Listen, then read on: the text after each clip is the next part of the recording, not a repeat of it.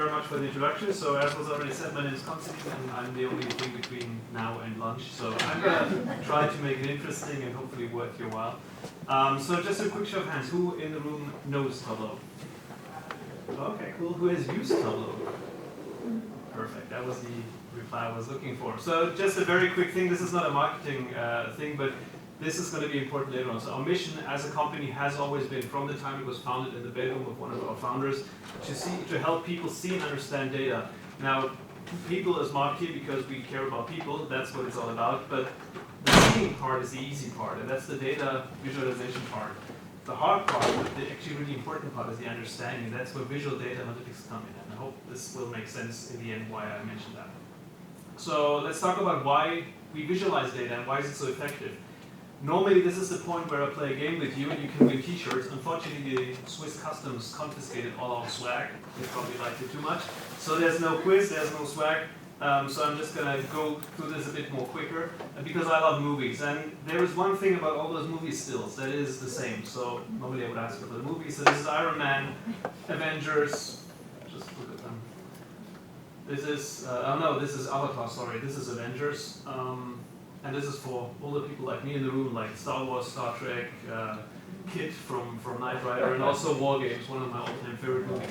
So one thing that, like all of those stills show data, obviously, but one thing none of those stills did show was a text table.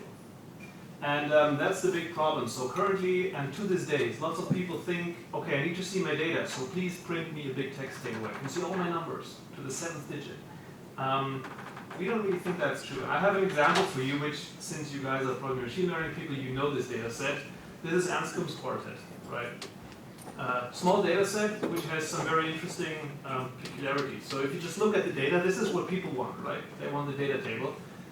I cannot see anything interesting happening in my data. Or if there was something interesting, I would have to read really hard what's happening. Maybe something that strikes me is that there's lots of 8s here and stuff, but I have no idea. So if I imagine this was a time series and I'm selling 4 different products or in 4 different regions, I have no idea about the state of my business. And let me just jump out of full screen mode here. So in those situations, lots of people in business especially, they say, oh yeah, let's calculate some KPIs. Let's break down my whole business into one number. So I know, is it good, is it bad? Well, let's put it like a traffic light. If it's red, it's bad. If it's green, it's good.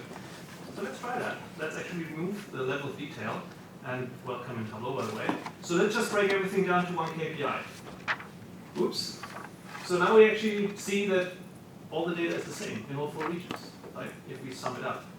Let's try something else. Maybe let's build the average of all those data points. Still the same, except some maybe rounding issues in the end. The same is even true for the standard deviation, right? So whatever I do with this data, it's the same. So if I were to break down this information on a too coarse level, on a too rough level, I actually lose lots of information. But on the other hand, I also didn't really see anything when I had it in a table. So what to do? Well, data visualization to the rescue. Because once I visualize that data, I can actually see what's happening in my data. I can see my 4 different products or my 4 regions, and I can see that there's stuff going on.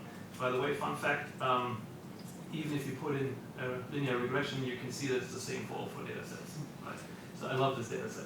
But anyway, so now I can see, okay, the blue product, perfect, nice. The orange one, oops, we need to do something. Sales is dropping. The red one, I have no idea what happened in that month, but generally it's looking good. And the teal one, it's just freaking me out. I have no idea what's happening. Right? So now I can see my data and start understanding what's happening. And in case you're bored by Anscombe's quartet, you've probably heard about the advent of Data Source Dozen, which is my new favorite data set, which had like this 12 data sets that also have the same, actually it's 13 data sets that also have the same statistical qualities across all of them. Why is it called Data Source Dozen? Because there's one data set that looks like a dinosaur, which also has the same statistical figures and entities like the other ones. But anyways, let's go back to business. This is what lots of business people to this day, 2019, believe it or not, work with. This is how they get an overview of the state of their business. Now, if I were presented with this as a CEO or, I don't know, regional manager, I have no idea what's happening. Do I have a problem? I don't know. I probably have to read through all the figures to find out. So just by visualizing this data into an interactive dashboard, I can not only immediately see what's happening, but I can also start asking my own questions. So for example, just on the map, I can see, well, currently we're looking at sales, and I can see the best-selling region apparently is England. actually let's switch that to profit. It's not about how much money do I make, but how much money do I actually keep in my pockets. And I can see, well, England is also still very profitable, but I can see some issues up here in Stockholm, for example, or down here in southern France. And this is where I can then maybe dive deeper into it and look at this by product, and I can compare current year to previous year, or maybe even 2017 to the year before that, and I can see which which sub-product categories were actually more successful this year than last year, and so on. Or I can look at a profit timeline. How has my sales changed over time? And this is where I actually get insights. And it's the same data as you just saw here, but this doesn't provide me any insights. So just challenge people when they tell you, oh, but I need to see the data. No, you don't. You need to see the insights in your data. So let's talk a little bit about how we do this, the beautiful science of data visualization. Here's another test. So let's imagine your business task is to count the number of 5s in your data. And I need an answer quick. And if I were to pressure you, you'd probably start guessing, giving random answers, saying, well, about, does anybody have a number? How many 5s do we see? 20%. Sorry? 20%. 20%, so I don't know how many numbers there are in total. So give me a number. 20. 20, okay. 10, okay. Well, so we can already see, it's just a rough guess, right? Let me make it a bit easier for you, just by changing one little thing. I hope you can see it with the screen. It's a lot easier now, right? And I just changed one little thing. And this little trick, I'm going to talk about how I did, or what that means. I mean, you can see what I did. But this little trick helps me to answer more questions. Like, for example, if I were next asked, okay, the number of 4s, I can just apply the same idea. But what happens if my boss now asks me, okay, what is actually the number that occurs the most? Now I have to read through all the numbers and count, okay, there's 1 4, there's 1 7, there's 2 7s, there's 2 5s, and so on and so forth. It takes forever, I'm probably going to make a mistake. So once again, maybe let's visualize the data in a different way. So let's just take the occurrences, put it in a bar chart broken down by value. I can even sort it. I can create a nice tooltip, and I can say, well, number 7 is the one that occurs the most, which is 15. By the way, the answer for number 5 is 10, so you guys were right. Right, so by having a tool or something that helps me to actually connect to my data and ask my questions as they occur. Sometimes the same data can be queried in multiple different ways, geographically, temporally, by product, or just by occurrence of a number. This helps me to actually see what's happening in my data. Now, the trick that I spoke about was that I just changed one little thing, which is basically this one. I changed the intensity of the number that I was looking for. And just like that, it was a lot easier to see. Those things that are easier to see, very quick to see, are called pre-attentive attributes. And those are things that our brain recognizes and processes before we actually have to actively think about them. That's why it's called pre-attentive. And there's other ones, like the length of lines, or the width, or the orientation, the size of bubbles, the shape. An interesting one is motion. I hope you all know about Hans Rosling, who sadly passed away last year, and his gapminder. And I mean, this is just one of the most impressive visualizations of all time. Just like the history of the world, the development of the world, and also the split that we all think in our heads that exists between the African countries in blue here and the rest of the world does really exist. And in this case, motion is actually helping us. And by the way, it also shows us that the world is not divided just by 2, because there's lots of African countries up here, like all the North African ones, like Morocco, Egypt, and so on, that are not amongst the other African countries. Right? Just by visualizing this data and also putting an animation here, which sometimes is a bit ridiculous, but in this case actually helps us because it shows development. This actually helps us understand the data. So why are we doing all those things? Because currently we have lots of people who want to understand what's happening in their data, but because SQL and databases and coding in R and Python are just too hard, there's only a few people who can do those things. So if I want to ask a question, I have to ask them to answer it for me. Maybe they get it right, maybe they do something that I didn't intend at all, so we have to go back and forth and back and forth. And in the end, just like you guys were guessing how many 5s you're looking at, you're making business decisions or scientific decisions or whatever based on an opinion, on gut feeling, or man, it was like this last week, so probably the same this week. We want to move towards a data-driven world where everybody who wants to do analysis of the data, who wants to ask questions, actually is enabled to do that. Right? So basically, in corporate speak, we want to enable the people who do ask the questions also be the ones who answer them immediately, not having to wait for somebody else to do it for them.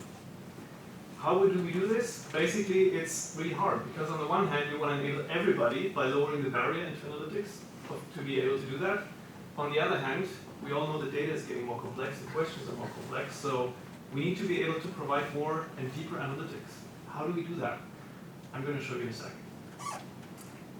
interesting data set. Who of you doesn't have a smartphone? One person. Okay, cool.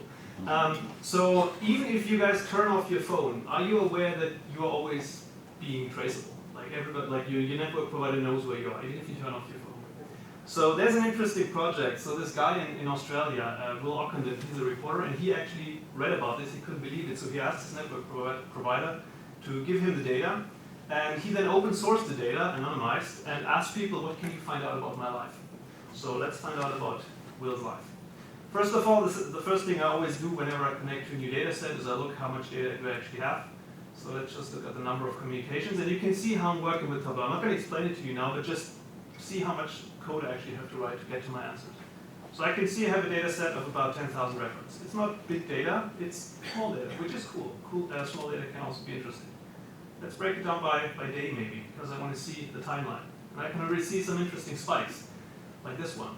Christmas, of course. Everybody is on their phone at Christmas because family is annoying. Let's break it down by communication type, just on color. And we can see, whoops, something happened here. What's that blue line? That is internet. So September 23rd is the day that Will got his iPhone.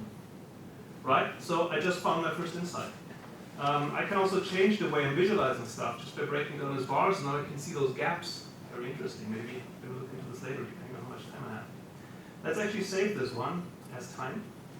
And I'm going to duplicate it. Because now I want to break it down by some different level of aggregation. I want to break it down by the weekday. I'm interested in which weekdays is Will actually using his phone. And since we are in Europe, data actually, the week, oops, sorry about that. The week actually starts on a Monday, not on a Sunday. So let's change the date properties. And the day of the week is Monday. So now I can already see, well, not really clear, but on the weekends he's not really using his phone that much, which is good. He's a sociable guy. So those are the weekdays. And I'm going to duplicate it one more time and change the aggregation level this time to the hour of the day, because I also want to know during the day when is he using his phone. So let's call this one hours. Now I'm a geographer, so I also want to know where is he using his phone. And luckily I do have the cell tower latitude and longitude up here. Just by clicking those, Tableau knows, okay, this is geographic data. I should probably create a map. Let's just zoom into this area because I know that this is the most interesting.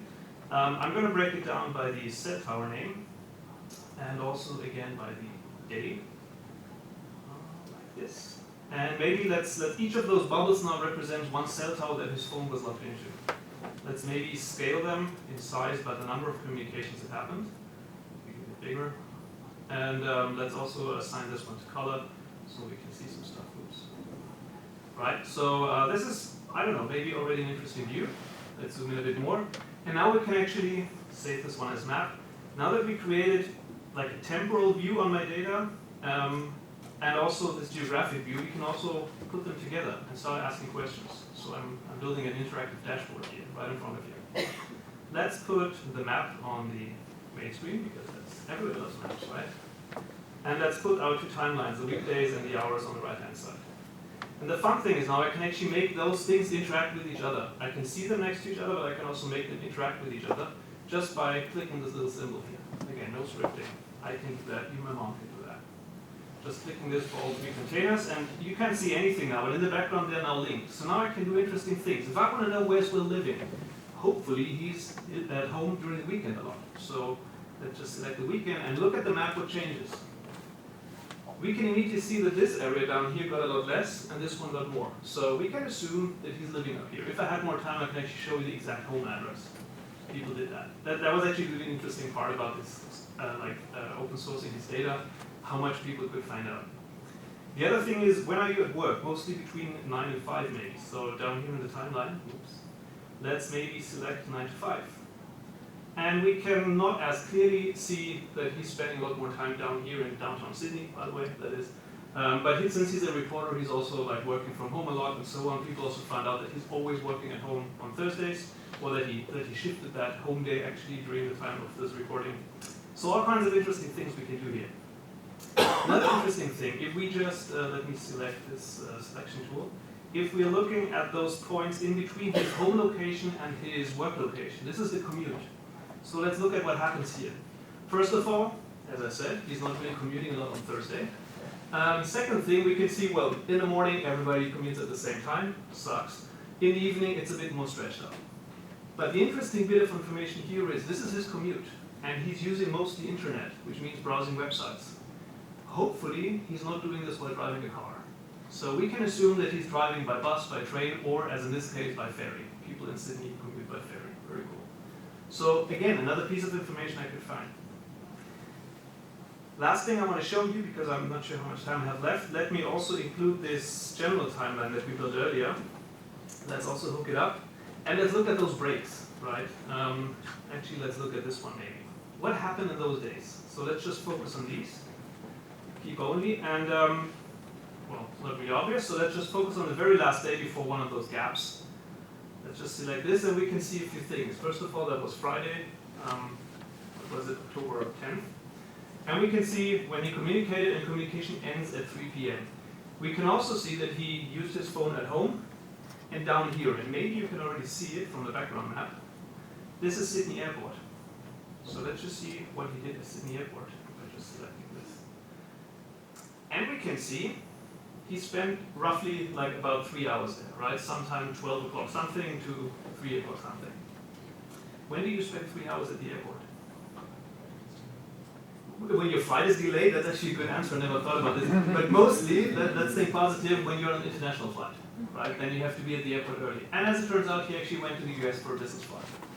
Again, people went deeper into the data, looked at it at the minute level, and they could pinpoint the flight he was getting on correctly. So, interesting to people like us, scary to people who are afraid of stuff like that. Let me show you one last thing, because who was he actually communicating with? So let's look at the phone numbers, obviously not the real ones, but just the hashed. Let's break it down by the weekdays again, and let's have a look at, again, the number of communications. Let's go to the bar chart here. Let's remove the internet usage, which doesn't have a phone number. Let's make it sorted. And let's break it also down by communication type. And again, I hope you can see that. We got some differences here. So the first line, for example, and the fourth line. Those people he mostly communicates with by SMS, and also mostly during the week. Whereas the second, the third, the fifth, and so on, he mostly is on the phone with.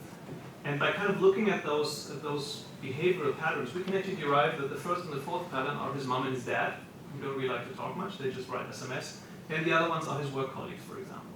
And if we then pinpoint or cross-reference this with some of the geographical information or the time information, we can actually find some really, really interesting patterns, which today I don't have time to show you, but if you're interested in that, I invite you either to come to our booth later on, or just look at this website, and I can also provide you the link where after he open sourced his data and people tried to guess what he was doing, he actually released some of that information and then also confirmed or denied some of the things that people were finding out about his life. And it's scary how much they found out about this.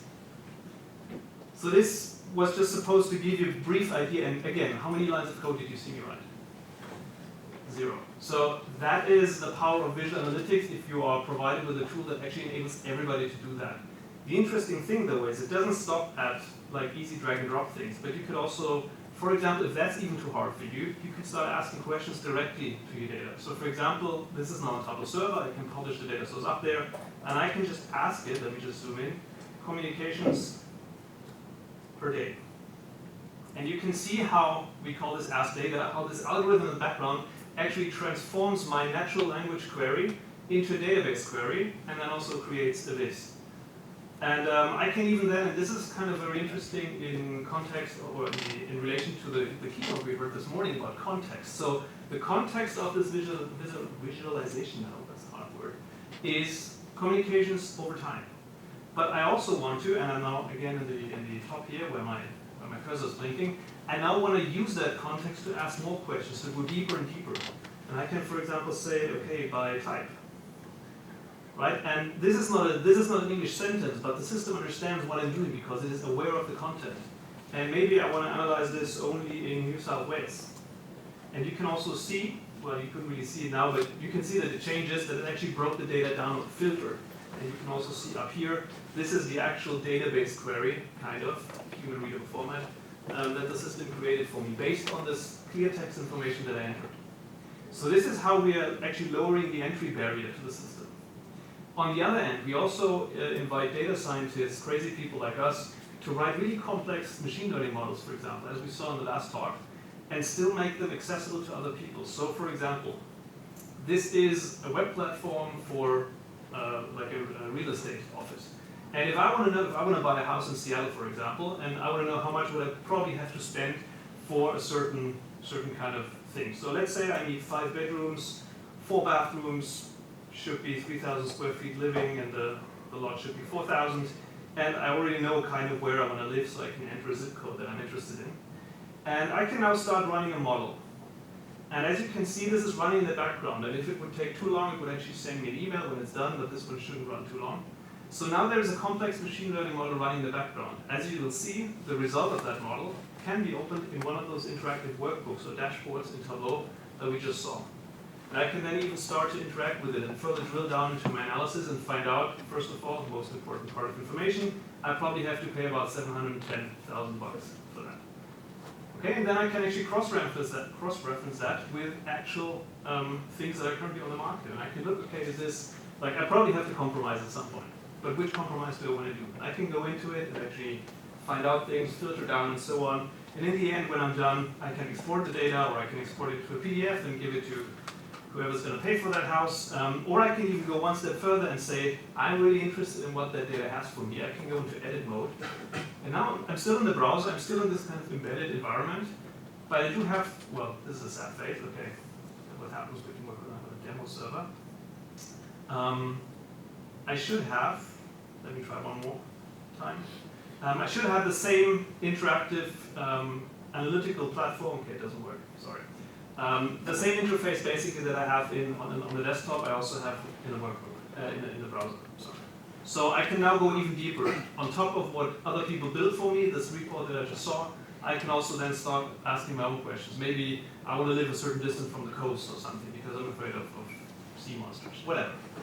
So those are the things, or this is the way how we kind of try to make more and advanced analytics available to even like more unskilled people, but just kind of blocking out all the technical nitty-gritty details, but still making the full power of all those machine learning, data science technologies available to everyone. So with that, I have 1.5 minutes left, which is good, I think. So we have time for more questions. At least one question, and if you don't mind, maybe more, if you don't mind going for lunch later. Yeah. So, are there any questions in the room? Yes?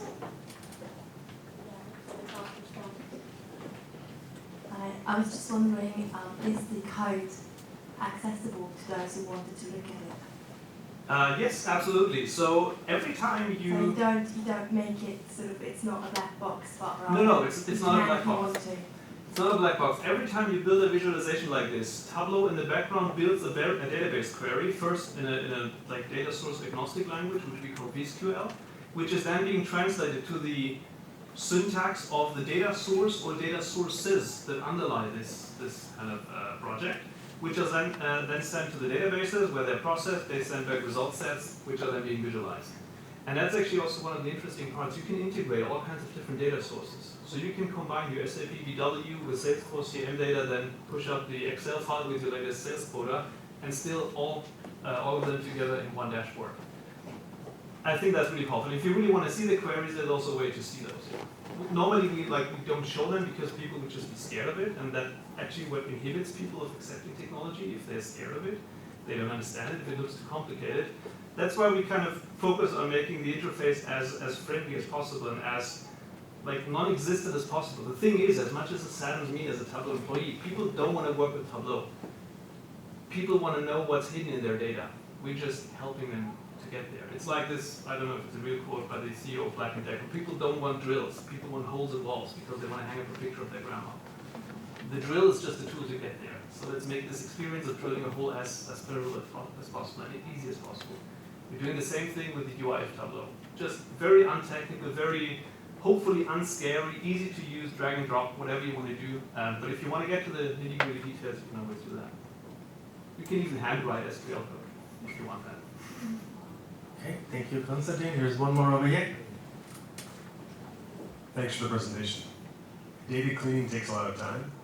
Can you talk about how Tableau automates that and Yeah. ensures quality? So there is a fairly new product, I think it's almost about a year old now, which we call Tableau Prep. Even with our product names, we like to keep it simple, which helps you with preparing data, cleaning data, integrating data, also using, for example, intelligent machine learning algorithms to kind of correct mistakes in your data. Earlier we had the example of Mercedes. Mercedes-Benz, Daimler, it's all the same thing, basically.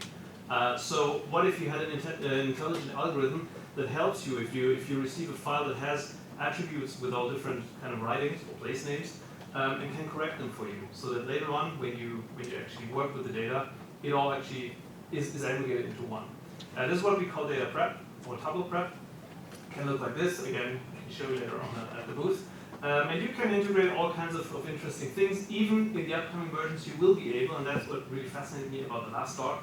You can also run R code, Python code, MATLAB code from within those data preparation flows, which helps you to enrich your data, again, by the output of those really complex machine learning models. And nobody knows about it, because they don't have to. They just want to see the score rate of your centimeter analysis or the outcome of your SVM or something like that. So you can also integrate that here into Tableau Prep. And obviously, you can also, within the calculations that we can do in Tableau Desktop, you can also execute R code, Python code, MATLAB code. And in this case, this is truly open source because for R, we just use an open component called rserv, which is not made by us, but it's open source. For the Python connectivity, we actually developed our own module, which is called TabPy, which is open source. So you can always look into whatever's happening there. And there was a question earlier with the last presentation: how secure is it? Can I load packages? Sure, you can, but only the people whom you allow to do those things. So security and the kind of governance thing is still guaranteed. Wonderful. Maybe one last one. I don't want you guys to be the last in line for food. All right. Good. So thank you very much, Constantine. Brilliant.